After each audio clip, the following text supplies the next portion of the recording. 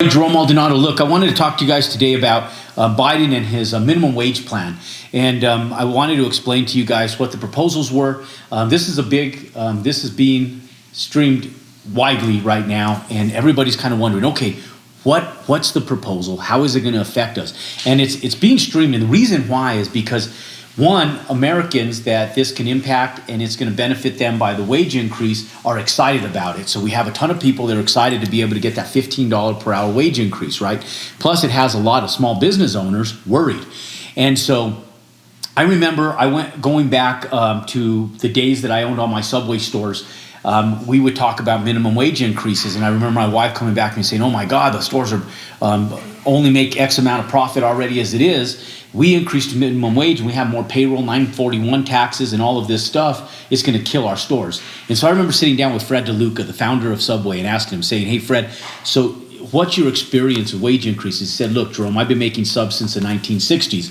We've had wage increases ongoing exponentially over the course of time," right? He was, I started the business when minimum wage was something like $1.65 an hour was when he started the businesses, and now here we sit talking about $15 an hour.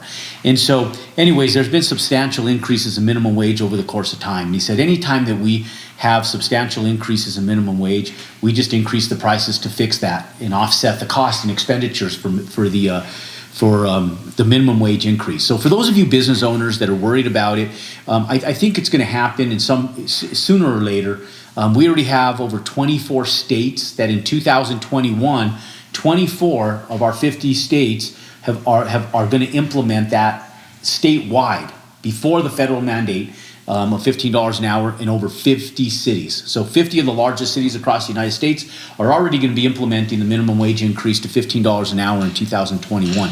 So it's not something that is proposed, it's something that's going to happen, and so it's something that we need to start thinking about. And so what ends up happening is this goes back to what I was talking about last week about hyperinflation, right? We were talking about how the dollar bill is getting printed. More money has been printed in the last year. In 2020, the year of 2020, more money was printed by the National Treasury and the Federal Reserve than our first 200 years combined as a country. So if you take a cumulative of 200 years, combined years, as the country of the United States of America, we printed more money in one single year than 200 years combined. Okay, now that alone is going to create hyperinflation and the devaluation of the dollar bill. Okay, and so with minimum wage getting increased, it's going to do the same thing. Things are going to become more expensive, and it has to, because what you have to understand is that as times change and there's inflation, people have to get paid more money. You can't keep them at $7.25 an hour, which is where it's at currently. They can't afford a loaf of bread. You know, you got to make sure that the times are if the dollar's getting devalued, obviously they have to pay people more money because things are going to go up in price. You know, right now construction costs are through the roof. We're seeing a lot of material increases across the board, and at a time where we're experiencing economic hardship for most Americans, we're seeing inflation, and it's just the way the world works, unfortunately. But that's what we have to prepare for. So I want to go over Biden's minimum wage plan and the stimulus package because there's this $1.9 trillion stimulus bill that is in proposal and how it's being split up, right? $900 billion of this was passed by Congress in December. So we're already starting to see this unfold. And so the way the money is going to be allocated is in different ways. Unemployment, over 100, and we're going to see unemployment. There's right now one of the proposals is for part of that money to go towards unemployment. They want to increase the weekly expenditure from unemployment from $300 per week up to $400 per week. And right now, over 6.7%.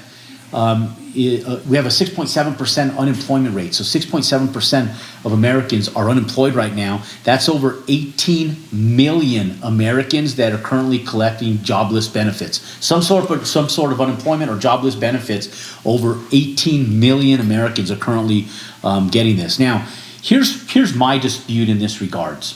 You know, I've been self-employed my entire life.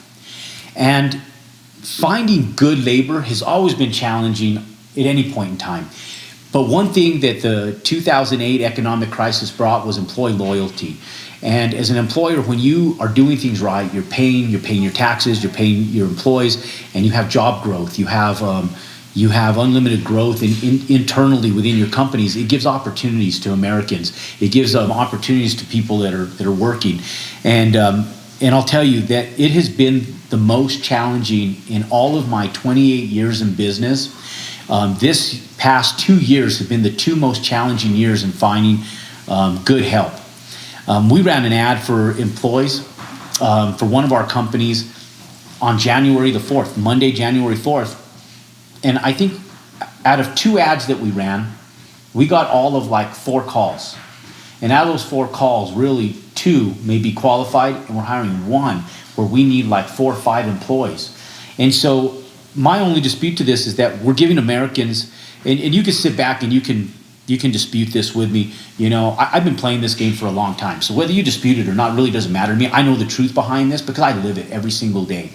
And so, the reality for small business owners, and small business owners will advocate for this, is that, we give a minimum wage increase to employees that aren't really even wanting to work right now. And it puts us in a position where we sit back and go, okay, we have to demand some type of excellence in that process, right? Where we have Americans that are getting all this unemployment, all this stimulus money, which, there's a need for some of it. Like they're going to give $170 billion to help schools reopen. There's a need for that. We got to get these kids back in school. They can't sit at home and not do this. There's parents that can't help them because they're not even computer savvy or literate. Their parents are off trying to work and put a roof over their head, and these kids aren't even attending school.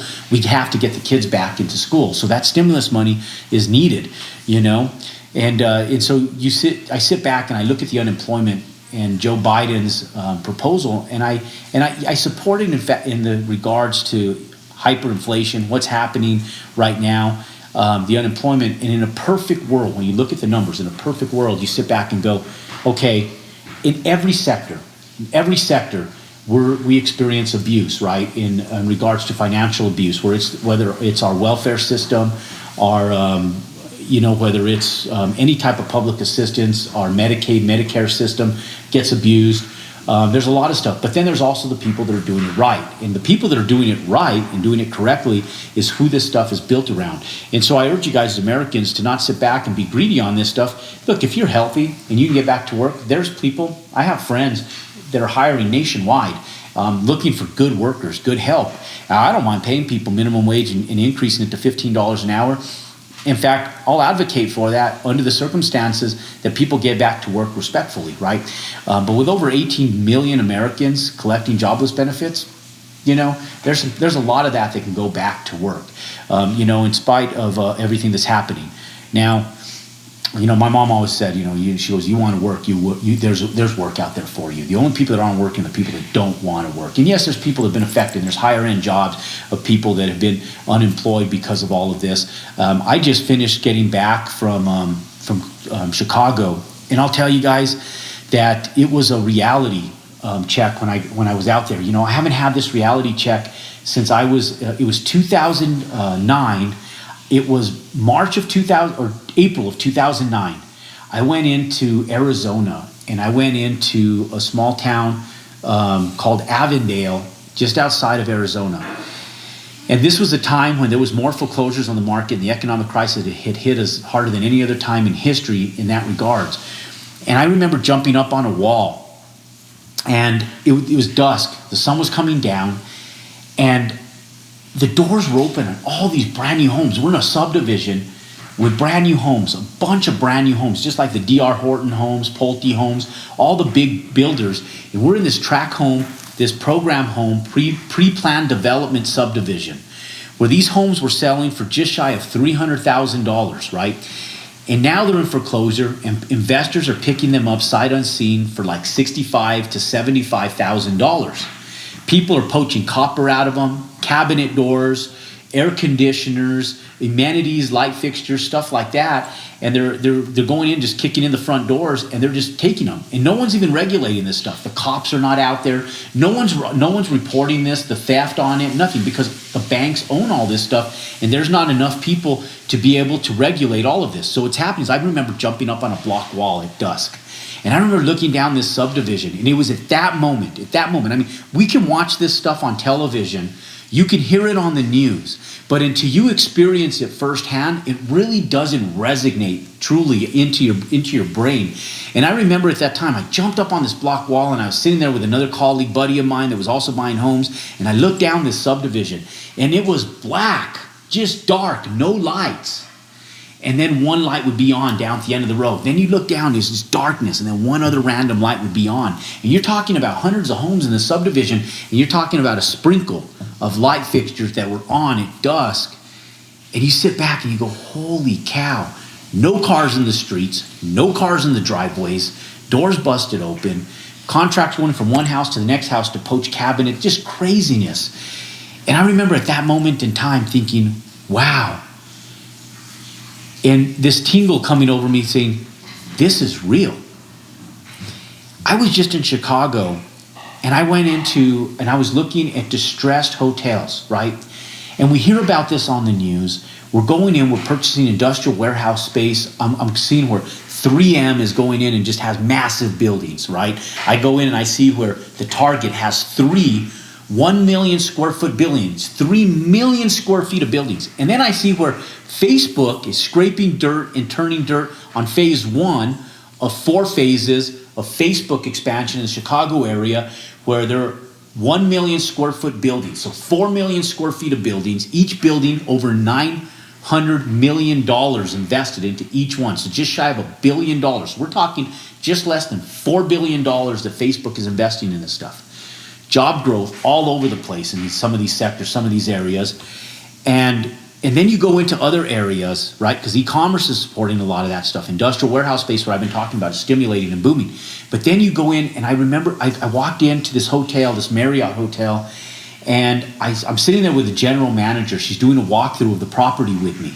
We're looking at all the rooms, and I'm talking vacancies. Just we have the pick of the litter of however many vacancies there are, and there's only one maid on each floor cleaning rooms. Where I remember going into hotels and there's maid, and you see all the carts with all the towels, and you see like 4 or 5 of them down one hallway. Not this time.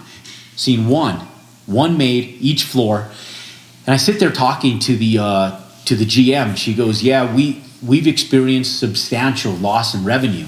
We have over $2.1 million loss of revenue for 2020 alone, just 1 year. We gross." I said, "What's your gross annual revenue? What's your gross income?" She goes, "We usually do about $3.5 to $3.7 million a year."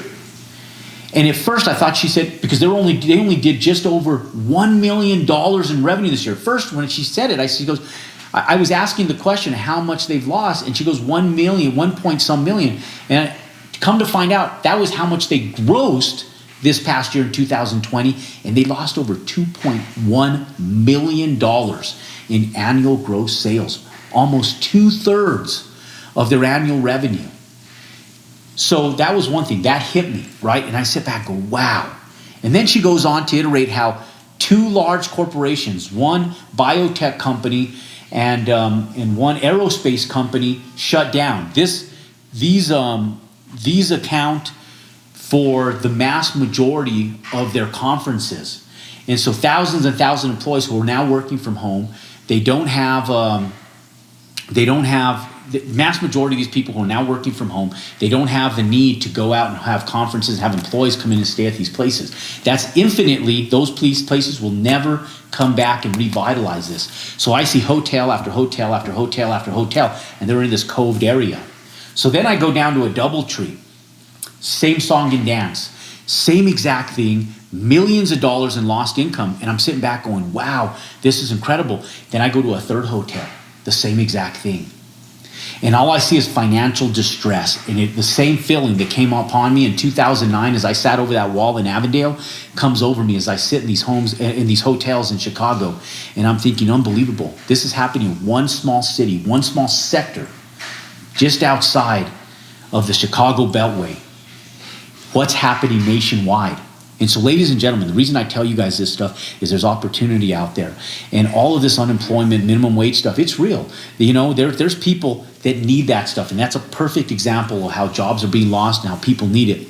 but there's going to be opportunity to take advantage of this stuff. And as Biden unveils all of his minimum wage stuff, you guys need to be ready for this stuff. And so my whole thing is bringing awareness to you and bringing awareness to the marketplace.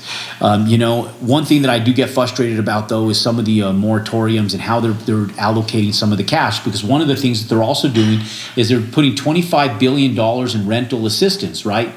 But that doesn't go to the property owners. They don't advocate for the business owners. They're giving that to just individuals, which is great. It's great that they give it to them, but they don't have to specifically use that for their rent. They can go in and buy a car, groceries, go to the movies, or they can't go to the movies. They can't do any of that anymore, but they can go out and spend it on other stuff. My whole point being is they can spend that on whatever they want to. It doesn't have to go towards rent.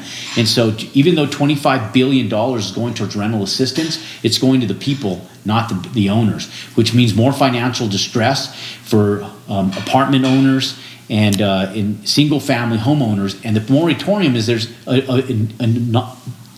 the extended nationwide eviction moratorium is looking at being proposed to extend out to September. And so being a property owner, I sit back and I scratch my head and I said, really, you expect these property owners, they have a mortgage on some of these homes, they have mortgages on these buildings, and you're expecting people to be able to live there for free, but you don't care about the people who pay the bills in ownership of these properties. How are they supposed to make their mortgage payments on this rental assistance program if they don't utilize that? So again, puts more financial distress on the real estate sector, and so hence brings more opportunity brings more opportunities to you and I, because when there's the financial distress, there's opportunity. And so I want to make sure I got everything I want to talk about. Economic relief, families. Oh, there was one other thing in Biden's minimum wage plan and the $1.9 trillion stimulus package I did want to bring up to you guys, just to be able to give you guys a little bit more information on this. So on single family homes, that taxpayers were getting $600. Now may qualify for an additional $1,400 so for a total of $2,000. Now, whose does this apply to? So in the first and second round, it only applied to U.S. American citizens. Now, if you're a U.S. national, if you're a Mexican national or immigrant national coming into the United States and you're paying taxes and you're working, you also now qualify under the third draw of the stimulus package for the $1,400 of additional stimulus money as well. If you are an elderly person living with your children, they can take you in as a dependent, and you also qualify for that stimulus money, where before in the first two draws it didn't. And so there's good and there's bad, and so you go back and forth and you weigh the pros, you weigh the cons, and you sit back and say, okay, what is the good, what is the bad? How can I do my part to be a part of the positive aspects of this, and making sure that I'm on the winning side of this and I'm on the helping side of this, and we try to alleviate the bad part of everything that's happening. So if you get rental assistance, utilize it to pay your rent. If you go in and you get the stimulus money, use it to stimulate the economy. Pump it back into the economy. Let that money revolve. And if we do get the wage increase to $15 an hour, get off your ass and get back to work. $15 an hour is better than you're going to get sitting at home. And we need good employees. And I know that people are watching this and they're sitting back and they're going, and they're sitting there making excuses as to why they can't get back to work. And just like my mom told me, Jerome, if you want to work, there's work out there for you. And so I'm sitting back telling you, I don't care where you came from. I don't care if you were in the restaurant industry. I don't care if you were affected in the hotel industry. I don't care if you were affected in any sector of the entertainment, hospitality industry, airlines, whatever it is. If you want work, there's work out there for you. You just have to want it and want to not stay home. And so all I'm saying is do your part as an American to go out there and help rekindle all of the damage that has happened through the pandemic, so that we can get back in line and push through this national recession or depression or whatever it is, so that we can make so we can support what Biden's doing nationwide and help the stimulus package actually function and work the way it's supposed to. Because all things put out in a plan, if utilized correctly, is good. It's when there's abuse in the system that makes it bad. And ladies and gentlemen, that's how you go out. You stimulate the economy. You take advantage of the sectors that we can't fix. And you go out and do your part to fix the areas that we can fix. And ladies and gentlemen, as a country, that's how we go out and compound our success.